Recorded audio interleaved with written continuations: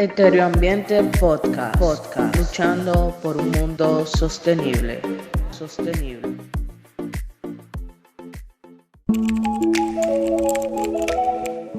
Gracias por aceptar la invitación a participar en el primer episodio de Eteroambiente Podcast y sobre el tema que vamos a tratar, los derechos del niño, niña y adolescentes. Para empezar, todos sabemos que por el simple hecho de ser humanos tenemos algunos derechos que nos respaldan, nuestra integridad como persona, pero también sabemos que dependiendo de la edad y el área donde estemos, tenemos algunos derechos y deberes. Usted como abogado, ¿cuáles son esos derechos y deberes que tenemos los niños y adolescentes en el centro educativo? Bien, la ley es clara. La ley 13603, que es la que rige el Código del Sistema de Protección para los Derechos Fundamentales de los Niños, Niñas y Adolescentes.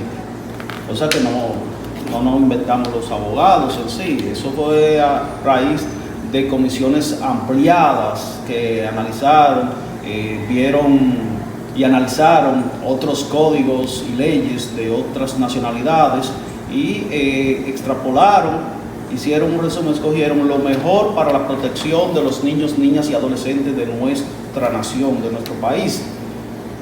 A raíz de los derechos fundamentales que corresponden a cada ser humano, en este caso niños, niñas y adolescentes, porque hay que tipificar. Bueno, si dice solamente niños, cuando viene se cree que solamente a los varones. Si dice niña solamente, pero ya el adolescente engloba ambos sexos.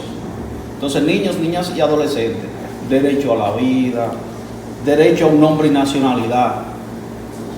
Por eso hay personas que no han registrado, todavía no se han registrado, no tienen acta de nacimiento, tienen un nombre. Derecho a ser inscrito en el registro civil. Señores, por eso hay personas que están incluso estudiando en la escuela y no tienen todavía un acta de nacimiento. Todo eso es un derecho fundamental. Derecho a mantener relaciones personales con su padre y madre. A grosso modo, estos son los derechos fundamentales. Derecho a la cultura, deporte, tiempo libre y recreación. Derecho al medio ambiente sano. Derecho a la integridad personal, nada de golpes. Derecho a la restitución de derechos, a que sea denunciado el abuso en contra de los niños, niñas y adolescentes. Derecho a la libertad, a opinar y ser escuchado. Derecho a participar, derecho a la intimidad. Cuando hablamos mucho ojo, cuando hablamos de la intimidad, significa que no puede el niño ser objeto de estar promocionándose en las redes sociales, en la radio, en la televisión, por el simple hecho, sino mantener la intimidad como tal. Derecho a la diversión, derecho a la protección de la imagen y derecho a la información. O sea, el niño tiene derecho a que se le informe también, niño, niña y adolescente. Esos son básicamente los derechos fundamentales que este código, la ley 13603, es el código para el sistema de la protección de estos derechos que protegen, como hemos dicho, a los niños, niñas y adolescentes. Y en cuanto a educación se refiere, hay un derecho fundamental. Habíamos mencionado que es el derecho a la educación. Por eso, desde que el niño, la niña, tiene ya la edad hábil para ingresar, no se le puede negar. Antes era muy vulnerable estos derechos porque el padre decía, no, este muchacho no va a estudiar. O evitaban que estudiara para llevárselo a trabajar. Sí, algo que pasaba mucho. Se le vulneraba ese derecho, el derecho a la educación. Escuchando esa parte de los derechos que tenemos como estudiantes, me doy cuenta de que no en todos los centros educativos se respetan esos derechos que a nosotros como alumnos nos corresponden, a pesar del arduo trabajo que se ha ido realizando con el paso de los años. ¿Existe una forma en la que podamos promover? ¿Cómo le podemos dar más visibilidad a estos derechos? Los derechos. Entiendo que independientemente, como se dice en educación, cada maestro tiene su librito. Cada centro educativo es único en su entorno, aunque todos persiguen el mismo fin, se rigen por las mismas normas, resoluciones, todo se rige, pero las ejecutorias, aunque en algunos casos son parecidas, en otras cosas son en base al entorno. Sí es cierto, a veces se vulneran esos derechos, en este caso a los niños, niñas y adolescentes, porque ya estamos hablando en materia educativa, pero sí lo hay. Hay una manera, entiendo, que puede ayudar, y es conocer la ley. Sabemos que para que estos derechos se cumplan, nosotros somos los que tenemos el papel fundamental, pero también está la otra parte, la parte de los educadores y el personal escolar.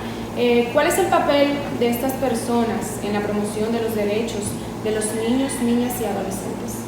Bien, como les decía, en materia de niños, niñas y adolescentes hay que regirse por la ley 136-03. Entonces, en el capítulo 5 de dicho código del derecho a la educación es bastante claro, ¿verdad? Uno de los derechos fundamentales, el artículo 45 sobre el derecho a la educación, de que todos niños, niñas y adolescentes tienen derecho a una educación integral, gratuita, por eso desde los niveles de inicial se han habilitado estos grados en los diferentes centros educativos.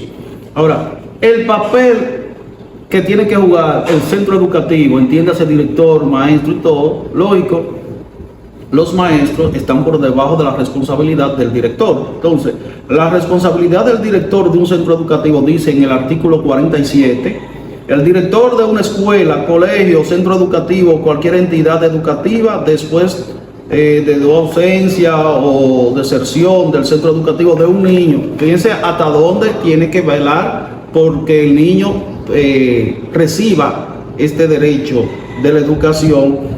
Si el niño falta, tiene que saber por qué está faltando.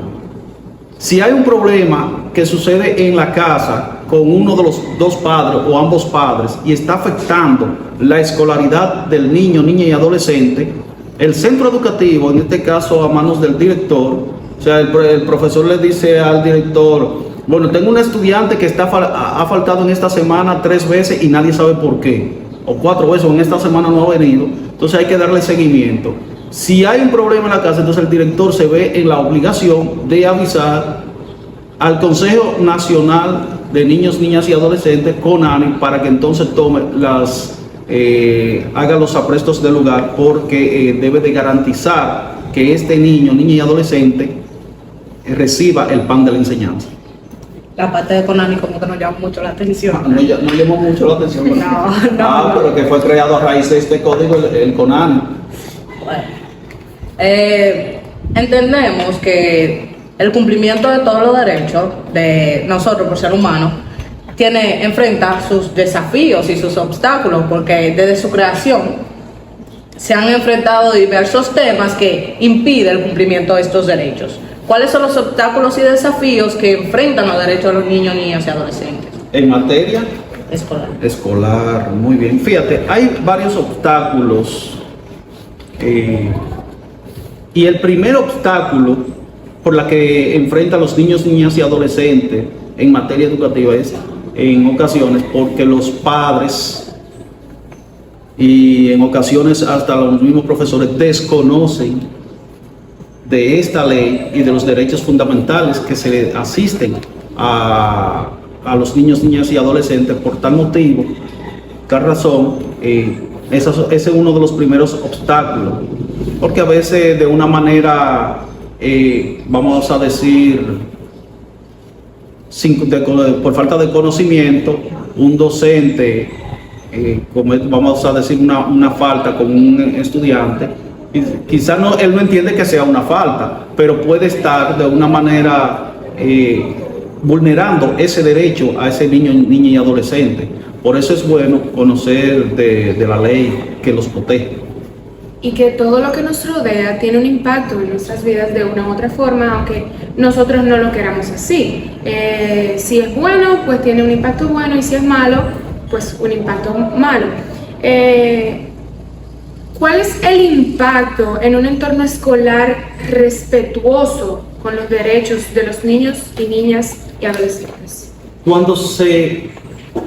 Cuando en un centro educativo se vela por el cumplimiento, porque estos derechos les sean aplicados a los niños, niñas y adolescentes, claro, todo va a marchar de maravilla según lo que establece la ley, pero es bueno saber que como toda ley, los derechos de los niños también tienen cierta rigurosidad, y a veces cuando los profesores limitan cierta cosa para salvaguardar ese derecho, a veces el estudiante, por eso el estudiante debe de conocer, también el estudiante se pone reacio y dice, pero el profesor no sé qué está pasando, pero es para salvaguardar el derecho del niño, niña y adolescente. Entonces, lo que significa que muchas de las cosas que se cometen por falta de conocimiento de los derechos y cómo aplicarlo y cómo evitar hacer algo que vaya en contra. Volviendo al tema anterior. Correcto. Volviendo a Conani. Ajá. ¿Qué piensa usted del recinto de Conani que hay aquí en Jarabacoa y el deseo de los ciudadanos de que este sea eliminado? Fíjate, el Consejo Nacional de la Niñez, CONANI, que fue a raíz de la protección de niños, niñas y adolescentes, y cuando ya los padres pierden el control de sus hijos, CONANI se apodera mediante leyes y unos procesos. CONANI, en el caso de Jarabacoa, que tiene según la última información que nos dieron, casi 200 niños, niñas y adolescentes. Lo tienen aquí. No solamente son de Jarabacoa, porque a veces se creen, no solamente son de Jarabacoa, de todas partes del país. De todas partes del país están ahí. Si bien es cierto, ¿por qué se quiere decir y se ha estado diciendo de que no, CONANI no debe de estar ahí, no debe de funcionar esa estructura? Puede servir para una extensión de una universidad, para también poner oficinas gubernamentales que están en espacios alquilados. Si bien es cierto, es por falta de comunicación. Porque aquí en Jarabacoa, o sea, ahí en CONANI no hay, vamos a decir, un relacionador público, una persona que dé a conocer qué se hace en CONANI. No decir cuáles son, no dar a conocer qué niño está ahí, no es eso, sino que saber. Por eso cuando CONANI aquí en Jarabacoa suena cuando le llaman el famoso escape de muchachas, principalmente. Se escapan las muchachas. Ellos no quieren que se digan que se escapan, se fugan, sino que salen sin permiso.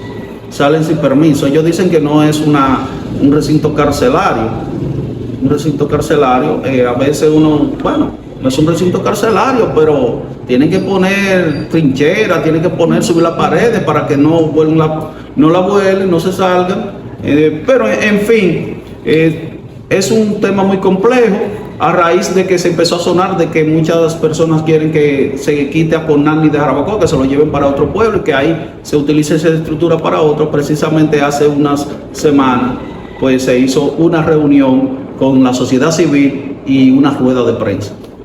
Ciertamente la actitud de las niñas hay que considerarlas, y esta actitud de ellas querer escapar o querer salir sin permiso es algo que debería llamar la atención a las autoridades.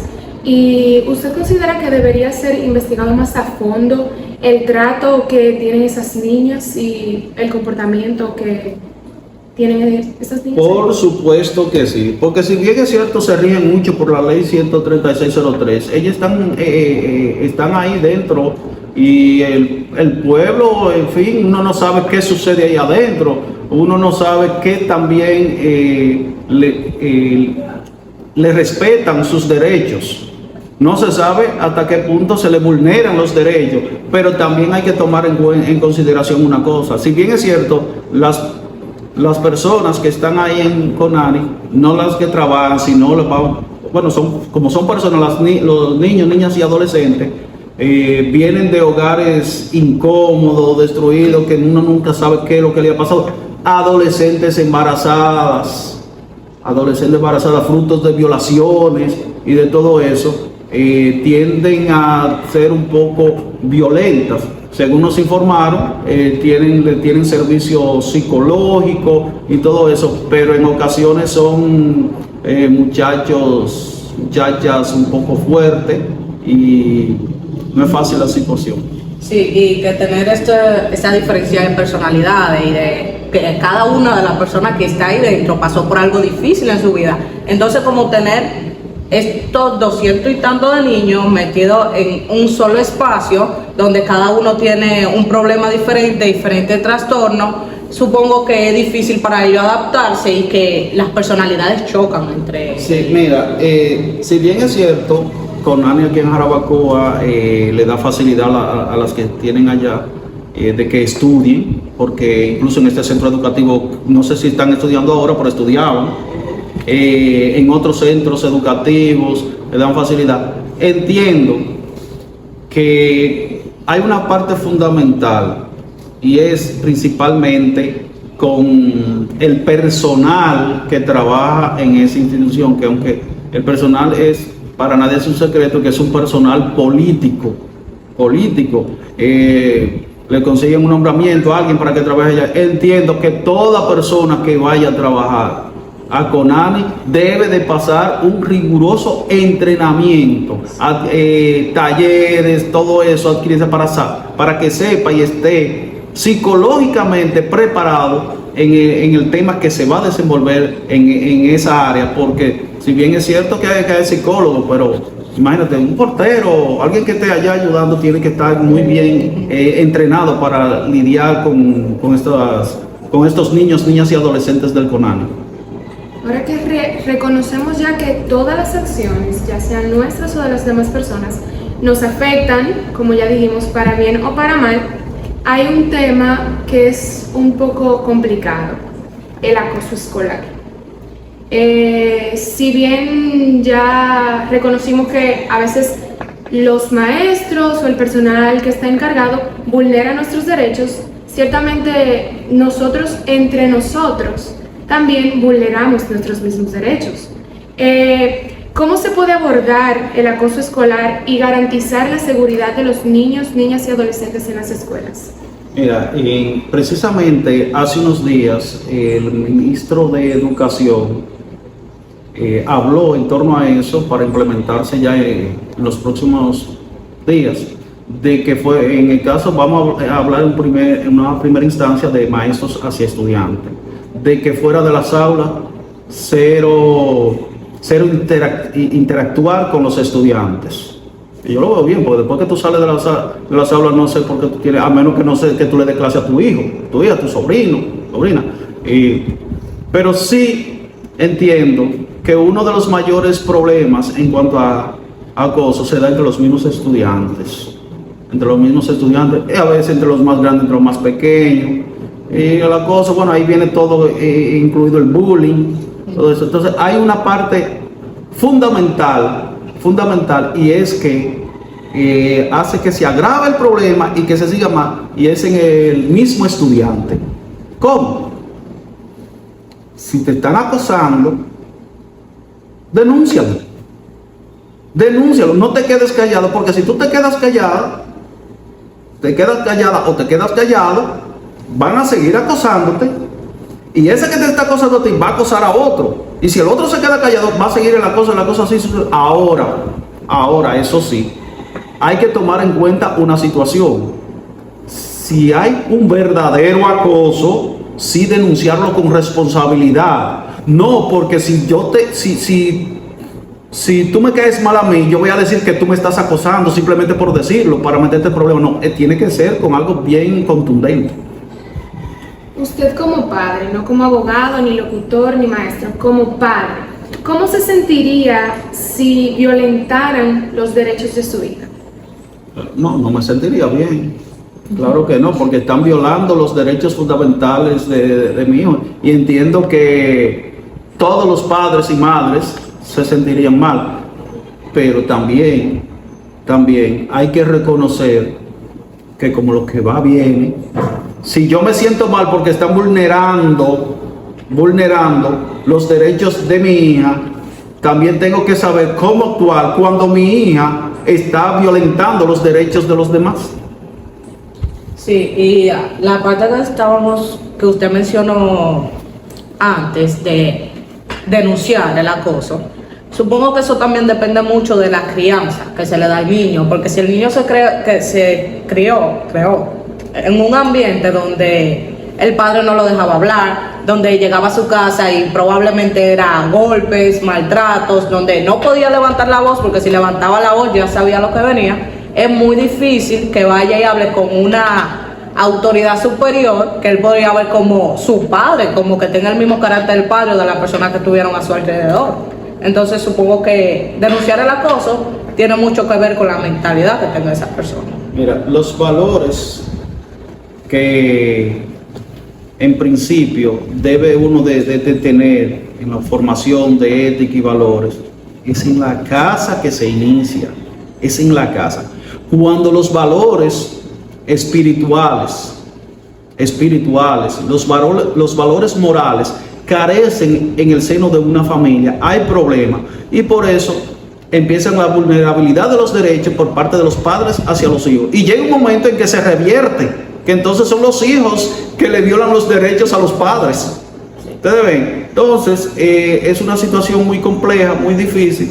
Por eso cuando ya ese niño, niña o adolescente está en el centro educativo con tantos derechos violentados en el seno de su familia, aquí sea un compañero, sea un maestro que le viole los derechos, para él le da lo mismo o no. Se le hace difícil comunicarlo hasta que quizá a un compañero se puede percatar del asunto, pero tampoco lo habla, tampoco lo dice. Pero sí es bueno de manera, entiendo yo, a manera de sugerencia para ir contribuyendo a erradicar este mal, es que si tú como estudiante te percatas de un compañero, una compañera que está en una situación, vas donde la orientadora de manera discreta, ¿verdad? Que como todo profesional, la orientadora maneja, le dice, me parece que tal compañero, compañera está pasando por una situación, entonces ahí se empieza a dar seguimiento y buscar la situación para mejorar. Y algo que muchas personas no saben es que existen estrategias y programas que promueven nuestros derechos y deberes.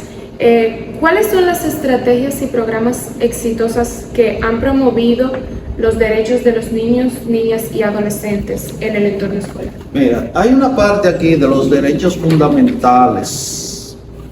Dice derecho a la información. Para comenzar por ahí, ese es el artículo 27 de la ley 136-03. Derecho a la información. Deben de ser informados. Aquí todo se le informa. Incluso a veces cuando no hay docencia, empezando por ahí, se les dice por qué. Entonces ustedes le tienen ese derecho a la información. Por ahí. Por eso debe de ser informado. Incluso una de las estrategias que yo vi muy bien, y como soy parte, porque aunque estoy como abogado, no puedo obviar la otra parte de que soy presidente de la Sociedad de Padres del Liceo. En una reunión que sostuvimos el día pasado sobre alimentación escolar, hay 2 estudiantes que representan el universo de los estudiantes de este centro educativo. Entonces, ¿cuál es la función de ellos?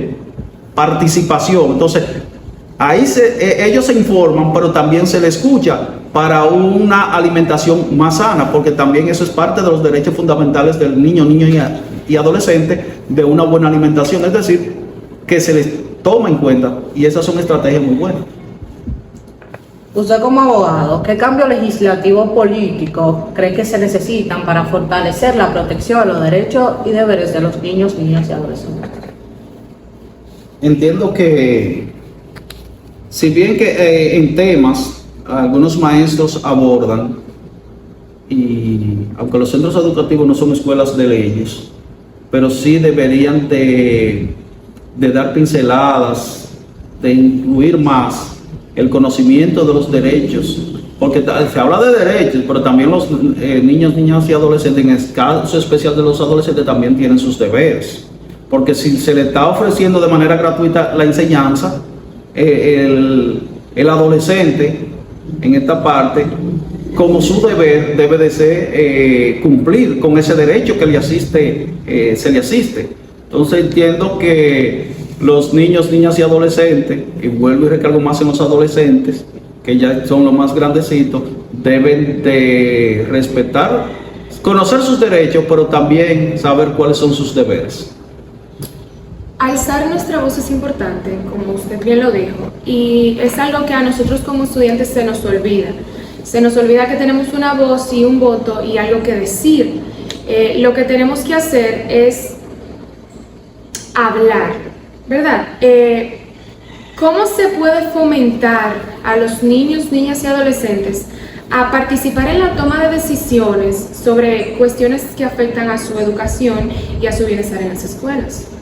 En cada grado escolar, cada curso, me parece que hay un consejo de curso, como se le llama, y creo que lo forman 3, hay un presidente, todo eso, vicepresidente, hay una parte, los 3 con los padres que forman el consejo de curso, pero hay un consejo estudiantil donde hay una directiva, podríamos decir, que representa a los del curso.